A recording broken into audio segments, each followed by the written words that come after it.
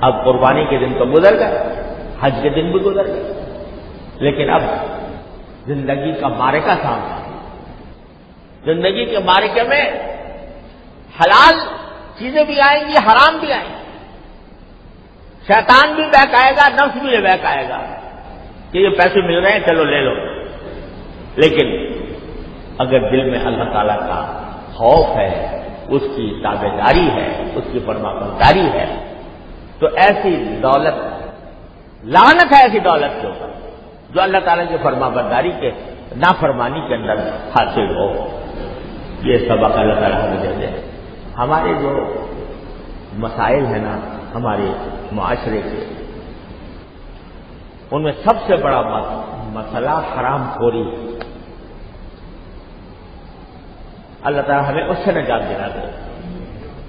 یعنی یہ جو ہماری دیکھتے ہیں دعائیں کرتے ہیں قبول نہیں ہوتی، بظاہر دیکھنے میں دعائیں کر رہے ہیں، یا اللہ ہمارے ملک کو اچھا کر دیجئے، توانا کر دیجئے، مستحکم بنا دیجئے۔ روز بروز ہم زوال کی طرف جا رہے ہیں، حالات خراب ہو رہے ہیں۔ کیوں ہو رہے ہیں؟ اس لیے کہ معاشرے میں حرام خوری رچ بس گئی ہے۔ پیسہ مل جائے کسی طرح، حلال طریقے سے ملے یا حرام طریقے سے ملے، کسی کو دھوکہ کر کے ملے، کسی کا حق مار کر ملے، پیسہ مل جائے۔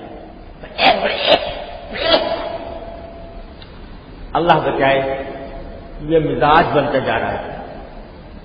خدا کرے اللہ کے واسطے ہم اپنی جانوں پر رحم کریں اور اس بات کا عہد کریں کہ ہمارے منہ میں کوئی حرام لقمہ نہیں جائے، رشوت کا نہیں جائے، چور بازاری کا نہیں جائے، کوئی ایسا نہیں جائے گا کہ جس میں کسی کو دھوکہ دیا ہو، کسی سے جھوٹ بولا ہو۔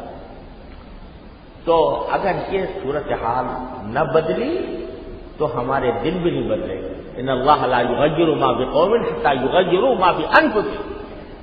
اللہ تعالیٰ کسی قوم کی حالت کو تب تک نہیں بدلتا جب تک کہ لوگ خود اپنی حالت نہ بدلیں۔ یہ پیغام ایسا ہے کہ جو پورے معاشرے میں پھیلانے کی ضرورت ہے اور اس کو اپنا حفظ جان بنانے کی ضرورت ہے۔ اللہ تعالیٰ اپنے فضل و کرم سے، اپنی رحمت سے ہمیں اس کی توفیق عطا فرمائے۔ وآخر دعوانا الحمد للہ رب العالمین۔